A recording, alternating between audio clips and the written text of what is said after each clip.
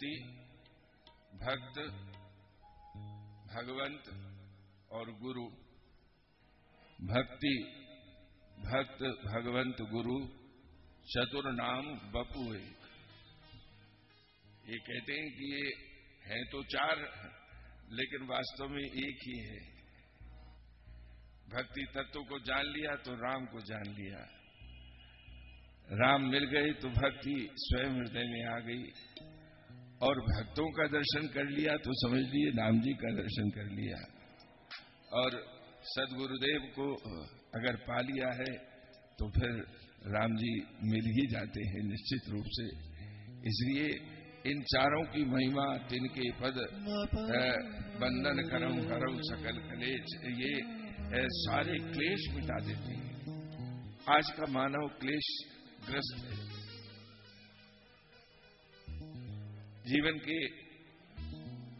अभावों से ही जूझ रहा है।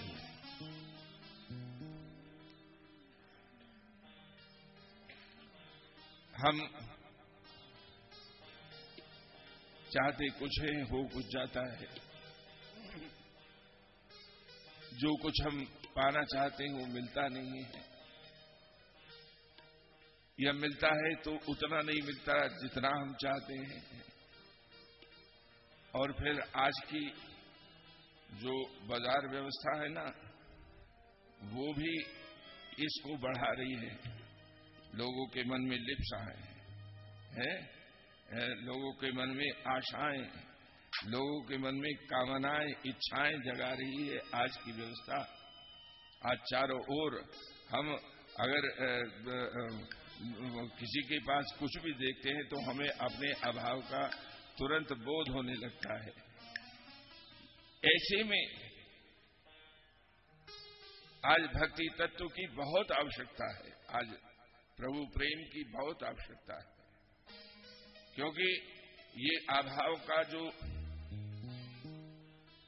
भस्मासुर इसलिए कहते हैं कि ये व्यवस्था दूसरे को लुभाकर और हम अपना उत्पाद बेचते रहे हैं, लोगों के मन में आकांक्षाएं जगाकर अपना स्वार्थ सिद्ध करते रहे, एक दिन भरभरा कर गिर पड़ती है। भस्मासुर की तरह से स्वयं में जल जाती है। आज इसको भी भोग रहे हैं। आर्थिक मंदी सारे विश्व में चल रही है। कोई चीजें चली नहीं गई है, वो कोई पैसा वहां से चला नहीं गया है, कोई वो सामान नहीं चला गया है, कोई उत्पाद नहीं चले गए हैं, लेकिन हम मंदी से जूझ रहे हैं। काय की मंदी? ये एक अजीब अर्थशास्त्र आज चला है, जिसने जीवन में लोगों के और सब कुछ भले ही दे दिया हो, लेकिन चैन गायब कर दिया है।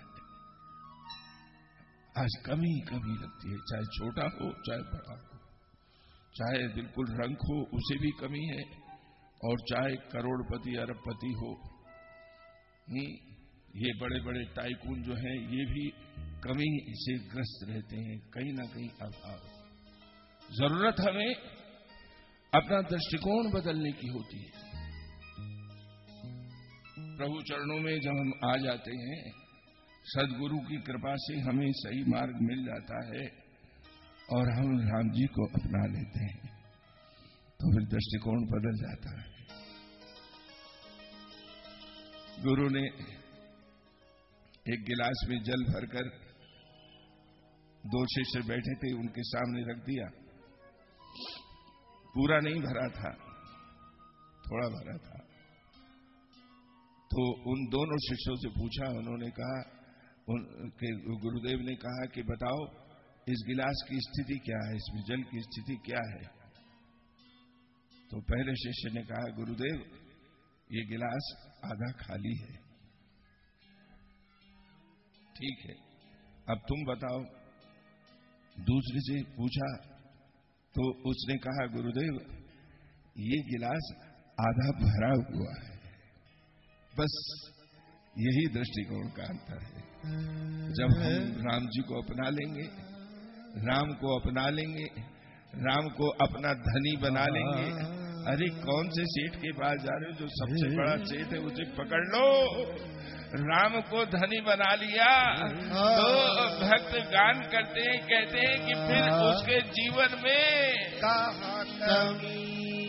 कोई कमी नहीं रह जाती है, चारों ओर भरा पूरा हो जाता है, चारों जिधर भी देखते हैं उधर ही उसकी कृपा दिखाई देती है, कृपा दिखाई देती है। और भक्त सूरदास जी गा रहे हैं, कहाँ कमी